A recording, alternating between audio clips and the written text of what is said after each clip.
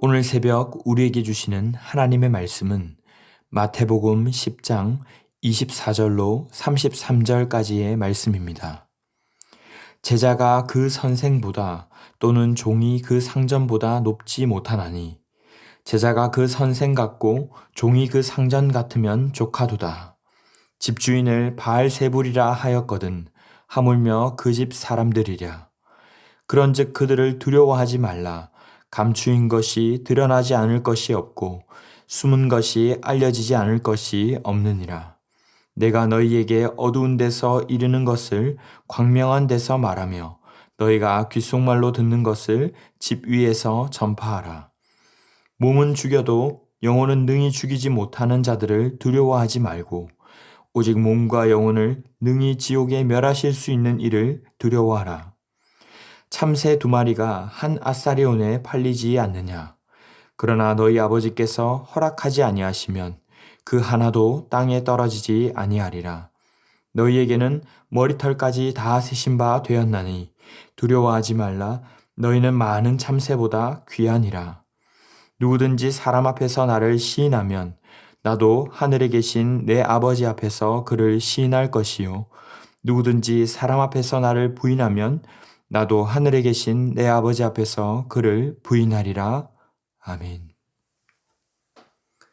성육신 하셔서 산상수훈 설교를 하시고 가르치고 전하며 치유사역을 하신 예수님은 이제 12 제자들에게 가르치며 하나님 나라에 대해 말씀하십니다.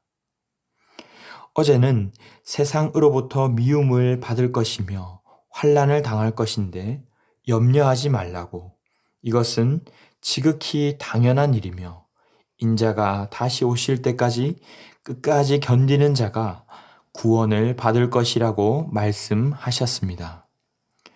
그리고 오늘 말씀 24절로 25절에서도 역시 같은 맥락으로 말씀하십니다. 제자가 그 선생보다 또는 종이 그 상전보다 높지 못하나니 제자가 그 상전 같으면 조카도다. 무슨 뜻일까요? 제자가 아무리 열심히 해도 스승을 뛰어넘지 못하고 종이 아무리 출세해도 주인보다 나은 것이 어렵지 않겠는가? 종이 주인과 같아만 진다고 해도 그것은 대단한 것이라는 뜻입니다. 마찬가지로 지금 예수님도 고난받고 있고 온 세상의 주인인 예수님도 메시아는커녕 바알세불 귀신이라는 소리나 듣고 있는데 하물며 너희들도 대단한 좋은 소리를 듣겠는가? 이것을 이상히 여기지 말라. 너희도 나와 같이 고난을 받을 것이다 라는 것이죠. 제자들에게 예수님의 이러한 말들이 과연 어떻게 들렸을까요? 매우 불편했을 것입니다. 이런저런 기적을 행하시며 병자를 고치시는 모습들을 보면서 사람들과 제자들에게는 분명 어떤 기대가 있었을 것입니다. 당시 로마의 압제로부터 자유롭게 해주실 분으로 기대하고 있었는데 산상수훈 설교 때와 마찬가지로 박해받고 어려움 받을 것에 대한 말씀만 하시니 그들의 메시아 사상으로는 도무지 이해하기가 어려웠을 것입니다. 하지만 예수님은 이와 동시에 26절에서 두려워하지 말라고 말씀하십니다. 감추인 것이 드러나지 않을 것이 없고 숨은 것이 알려지지 않을 것이 없느니라. 이들에게는 원통함이 있었습니다. 왜 하나님의 백성인 우리가 저 하나님을 알지도 못하는 부당한 로마로부터 힘에 무릎 꿇어 빼앗기고 억울하고 가난한 삶을 살아야 하는가? 진리를 믿는다고 믿었는데 오히려 저들이 더 정의로운 것처럼 그렇게 묻혀질 것에 대한 두려움이 이들 가운데 있었던 것입니다. 그래서 예수님은 두려워하지 말라, 걱정하지 말라, 하나님의 의로우심, 인간의 죄악됨은 결국엔 다 드러날 것이다. 감추어질 것이 하나도 없다라고 말씀하시는 것입니다. 그리고 뒤에서 말씀하시는 내용이 하나님은 다 아시니 걱정하지 말라는 내용입니다. 참새 2마리가 한 아사리온에 팔리는 것, 땅에 떨어지는 것도 하나님의 허락 없이는 결코 되지 않음을 머리털까지 다 새기고 계시니 걱정하지 말라고 잠깐 일시적으로 너희 몸을 죽일 수 있을지는 몰라도 영혼은 죽일 수 없는 그 사람들 두려워하지 말고 몸과 영혼을 영원히 멸하실 수 있는 하나님만을 두려워하라는 것입니다. 성도 여러분, 우리도 이런 제자들과 같은 마음이 있지 않습니까? 하나님을 믿는데 도대체 제 인생이 왜 이렇습니까? 나아지지가 않는 것 같습니까? 주님 말씀대로 살려고 어렵고 힘들어도 아등바등 살고 있는데 손해만 보는 것 같고 하나님이 우리를 돌아보시지 않는 것 아닙니까? 세상에서 함몰되고 진리가 진리되지 못하는 것처럼 되면 어떻게 합니까? 하지만 예수님의 답변은 그렇지 않다는 것입니다. 28절에 두려워하지 말라. 너희는 많은 참새보다 귀하니라. 하나님은 이미 다 알고 계시고 돌보고 계시고 때가 되면 하나님의 때에 하나님의 방법대로 다 결산하셔서 구원하시고 심판하실 것이라는 것입니다.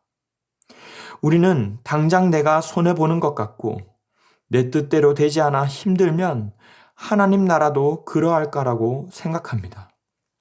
하나님 나라의 관점에서 나와 세상을 보는 것이 아니라 나의 기준과 세상의 관점에서 하나님 나라를 바라보려 할 때가 많습니다. 그래서 예수님은 하나님 나라에 대해서 계속해서 말씀하시는 것입니다. 마태복음 6장 33절에서 먼저 그의 나라와 의를 구하라고 말씀하신 것도 역시 같은 맥락입니다. 하나님 나라를 본다면 너희 삶 자체를 대하는 접근 방식 자체가 달라질 거야 라고 말씀하시는 것이죠. 사랑하는 성도 여러분, 우리는 어느 나라를 바라보며 살아가고 있습니까? 우리의 뜻대로 되지 않는다고 해서 마치 하나님 나라도 그런 것처럼 오해하고 있지는 않습니까? 예수님은 결코 이 땅에서의 삶을 무시하라는 뜻이 아닙니다. 오히려 직시하고 살아가야 합니다. 그런 우리 앞에는 무수히 많은 영적 공격도 있고 앞으로 고난도 있을 것입니다. 그러나 불시험 당하는 것을 이상히 여기지 마시기 바랍니다. 그저 현실의 고통에 함몰되는 것이 아니라 하나님의 주권과 하나님 나라의 공의가 임하게 될 것을 믿으며 끝까지 주님 뜻을 따라 사시는 모두가 되기를 바랍니다. 어려움이 온다고 해서 흔히 예수가 밥 먹여주나 하고 그때마다 모두가 바뀌는 인생이 아니라 32절, 33절에서 말씀하시는 것처럼 사람들 앞에서 세상 앞에서도 끝까지 주님을 신뢰하고 인정하는 삶을 살 수 있기를 바랍니다. 그리하여 주님께서 마침내 인정하시는 인생, 진실함과 거룩함으로 하나님 나라에서의 큰 자로 살아가시는 저와 여러분이 되시기를 바랍니다. 말씀을 맺겠습니다. 먼저는 고난을 당하더라도 예수님도 걸어가신 길임을 믿으며 당당하게 받아들이시기 바랍니다. 또한 그 가운데서도 언젠가 우리 주님 다시 오셔서 진리를 밝히시고 승리하실 것을 믿음으로 인내하며 끝까지 견디며 승리하는 저와 여러분 다 되시기를 주님의 이름으로 축원합니다. 기도하겠습니다. 만물의 주관자이시며 통치자 되시는 하나님 아버지, 작고 작은 저희를 하나님 나라의 백성으로 불러주시고 오늘 새벽도 부르셔서 하나님 나라에 대하여 말씀하여 주심에 감사합니다. 우리의 좁은 시야와 관점으로 이 땅의 삶을 바라보며 염려하고 걱정하며 오히려 재판관이 되려 했던 것들을 용서하여 주시옵소서. 오늘 말씀하신 대로 세상 속에 그리스도인으로 살아감으로 인해 고통받는 것을 이상히 여기지 말게 하시고 오직 주님 걸어가셨던 것처럼 묵묵히 십자가의 길, 정직하게 또한 이웃을 섬기고 사랑하며 그 길로 걷게 하여 주시옵소서. 이 모든 말씀 존귀하신 예수님의 이름으로 기도하옵나이다. 아멘. 이 시간 함께 기도하실 때 주신 말씀을 붙들고 기도하시고 주간 기도 제목에 따라 환우들과 섬김 사역을 위해 기도하겠습니다. 환우들과 몸이 연약한 성도들을 위하여 기도해 주시기 바랍니다. 기쁨으로 섬기는 교회 되게 하시고 모든 섬김 사역뿐만 아니라 섬김의 삶을 통해 세상에 소망 주는 교회 되도록, 특별히 우크라이나 전쟁이 속히 끝나게 하시고 자유와 평화를 잃어버린 그들의 일상이 속히 회복될 수 있도록 합심 제목과 개인적인 기도 제목으로 기도하겠습니다. 함께 기도하겠습니다.